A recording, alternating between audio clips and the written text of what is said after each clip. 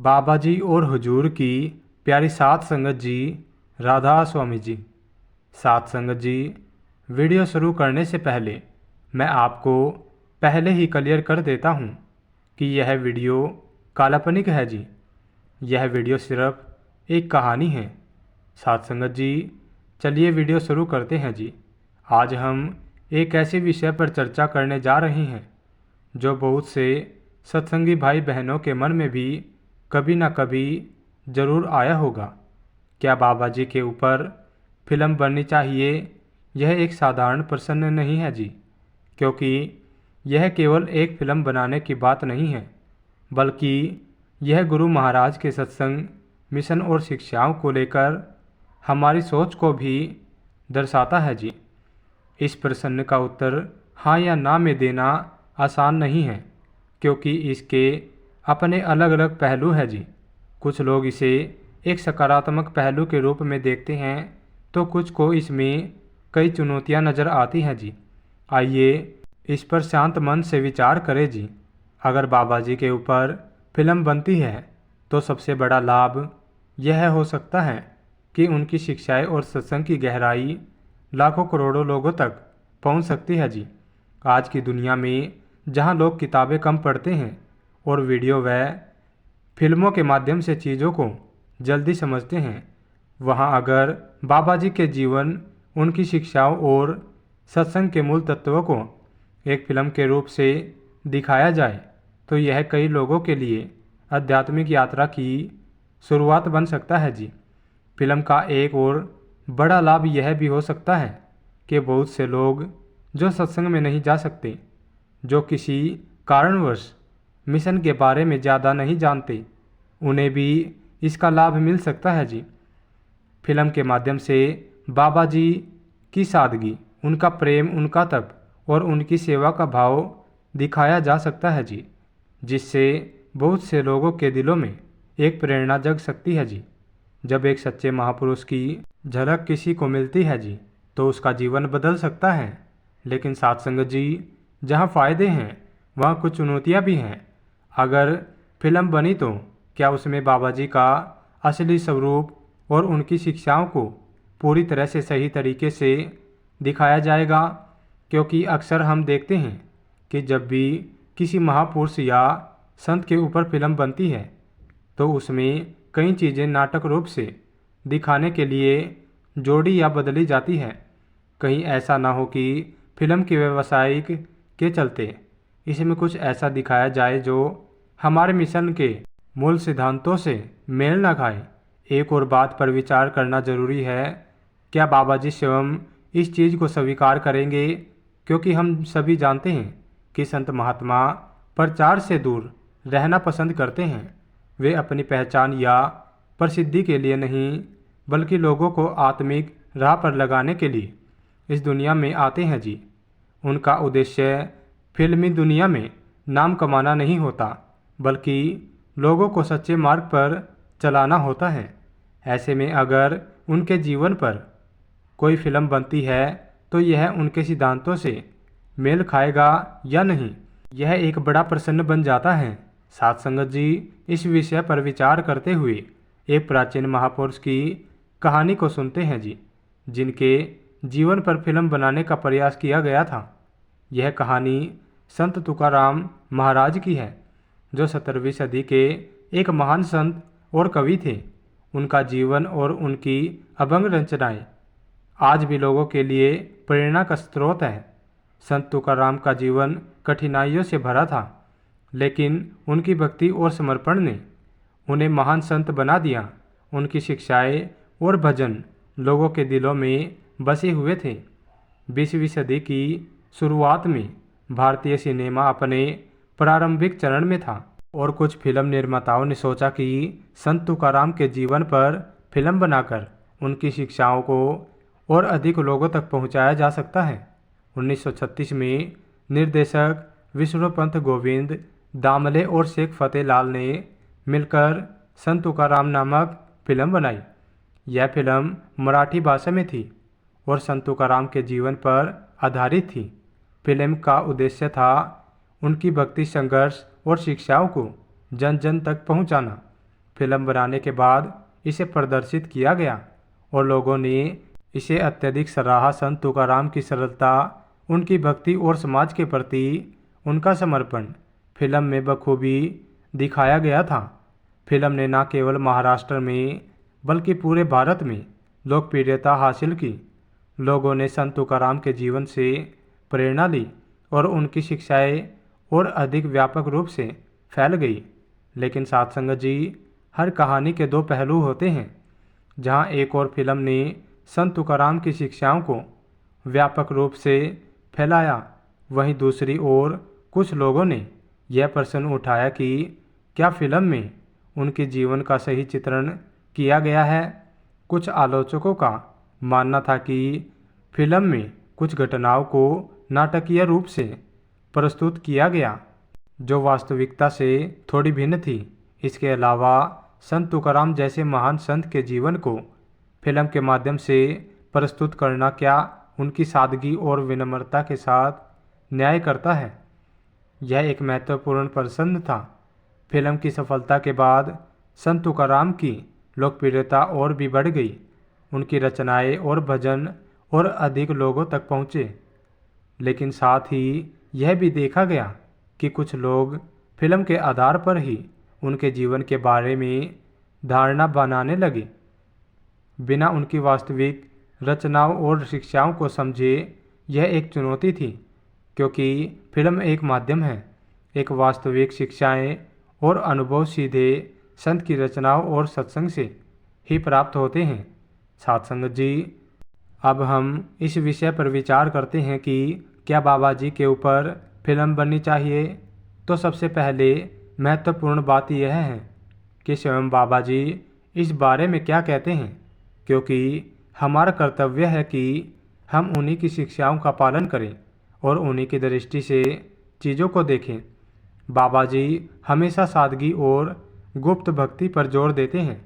वे हमें बार बार यह सिखाते हैं कि संत महात्मा प्रचार के लिए नहीं होते, बल्कि वे केवल मार्ग दिखाने के लिए आते हैं। वे यह भी कहते हैं कि सच्ची आध्यात्मिकता अंदरूनी यात्रा का विषय है, न कि बाहरी दिखावे या प्रसिद्धि का। अगर हम बाबा जी के सत्संग को ध्यान से सुने तो हमें यह स्पष्ट समझ आता है कि वे व्यक्तिगत रूप से प्रचार से दूर रहना पसंद करते हैं। वे कभी भी अपनी तस्वीरों, वीडियो या किसी भी प्रकार के बाहरी प्रचार को बढ़ावा नहीं देते। बाबा जी कहते हैं कि मिशन का उद्देश्य केवल नामदान देना और आत्मा को मालिक से जोड़ना है। अगर किसी भी चीज़ से यह उद्देश्य भटकने लगे तो वह चीज़ हमारे लिए सही नहीं है।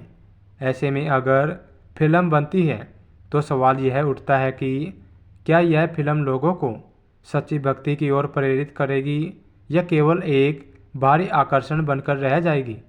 इसके अलावा बाबा जी यह भी कहते हैं कि जब हम किसी भी चीज़ को बाहरी रूप से देखते हैं तो उसमें विकार आने की संभावना होती है।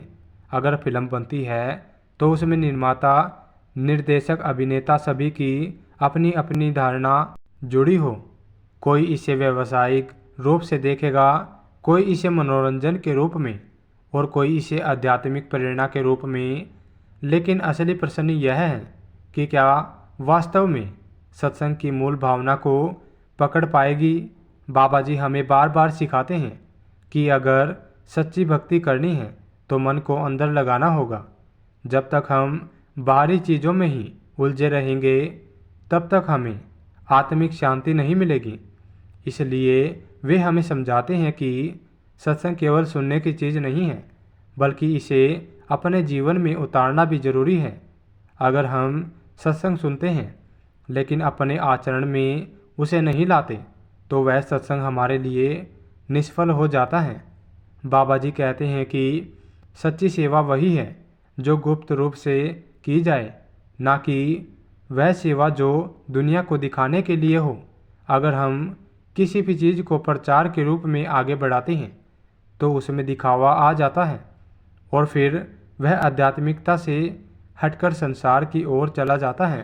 तो साथ संगत जी, प्रश्न अब भी यही है, क्या फिल्म बननी चाहिए? क्या इससे मिशन को लाभ होगा या नहीं?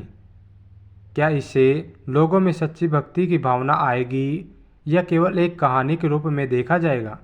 इस पर आप क्या सोचते हैं? कमेंट में लिखकर ज़रूर बताइएगा जी। साथ संगत जी, संत जो कुछ देखते हैं वही बयां करते हैं, वे झूठ नहीं बोलते। अगर संत ही झूठ बोलेंगे तो सच कौन बोलेगा?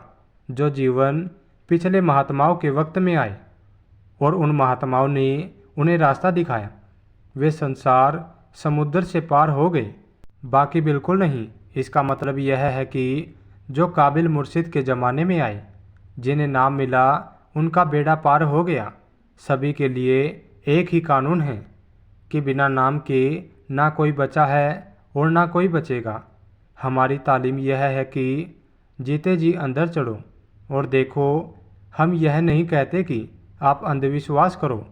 अब कोई नहीं कहता कि इन पर रहम करो, क्योंकि रहम करने वाला वहाँ कोई नहीं है। अगर कोई है तो यमदूत हैं, जो अपने सेवकों को कहते हैं कि इन्हें खूब मारो और मारो। इन्होंने मानव जन्म पाकर कोई नेक काम नहीं किया। चारों तरफ से मारो मारो की आवाज़ आती है। फिर 84 ले पहुँचे। वे अब नरकों का ब्यौरा देते हैं। हिंदू शास्त्र कहते हैं कि मौत की तकलीफ़ 1000 बिच्छुओं के एक साथ डंक मारने के बराबर है। मुसलमानों की किताब कहती है कि अगर एक कांटेदार झाड़ी मुंह के रास्ते दाखिल करके पांखे के रास्ते से निकल जाए तो मौत के वक्त इस कदर तकलीफ़ होती है। इसके बाद नरकों में डाला जाता है, जहां बड़ी तकलीफ़ होती है। जिस वक्त यह नरकों के दुख भोग लेता है तो इसको मानव तो नहीं बनाते, बल्कि 84 लाख योनियों में भटकता है। पहले पेड़ पौधे हैं, इनको काफ़ी वक्त इनमें जन्म लेने और मरने में लग जाता है। फिर कीड़े पतंगों की जमात में लाते हैं, फिर पक्षियों की जमात में और फिर पशुओं की जमात में लाते हैं। हर एक जमात में बहुत लंबा समय लग जाता है। इन सब के बाद मानव जन्म मिलता है। अगर मानव जन्म में नाम मिल गया तो मुक्ति का समान हो गया। अगर नाम ना मिला तो फिर 84 में ही रहना, नरकों में अलग जाना पड़ा। यह पापी पुरुषों का हाल है जो विषय विकार भोगते हैं। गुरु भक्ति बिन यह गति पाई नहीं जा सकती। मानव देही सब वाद गवाई, कहते हैं यह दुख क्यों कहते हैं, यह दुख क्यों पाया?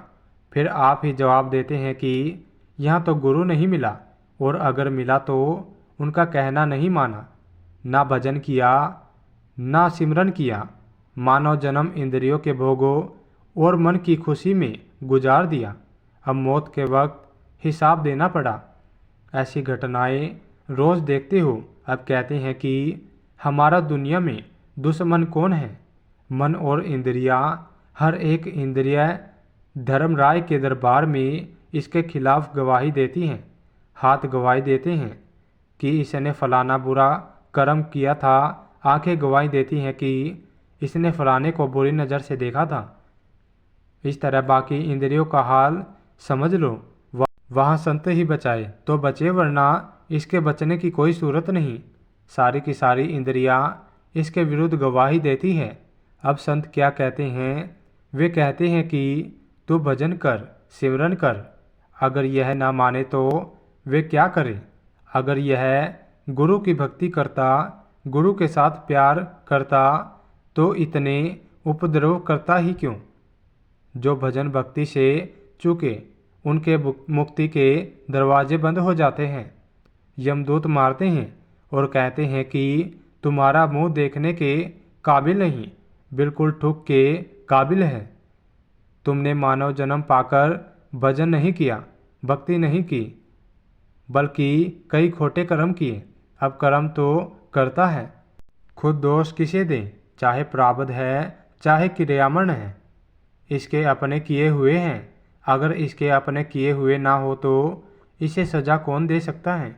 आप जेलों में जाकर देखो, थानों में जाकर देखो कि मुजरिमों को कितना मारते हैं। अगर कहीं कोई अमीर फंस जाए तो मान उनके लिए मुर्गी फंस जाती है। बड़ा दुख देते हैं जिन्हें मानव जन्म पाकर सतगुरु नहीं मिले, नाम नहीं मिला।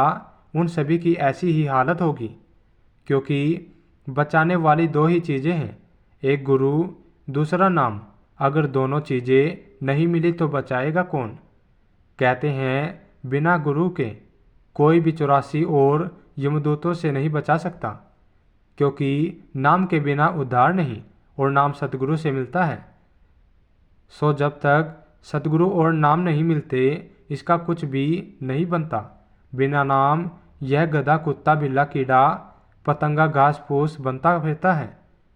इसलिए अगर 84 का चक्कर खत्म करना है तो सतगुरु और शब्द की शरण लो, भजन करो, सिमरन करो और मुक्त हो जाओ।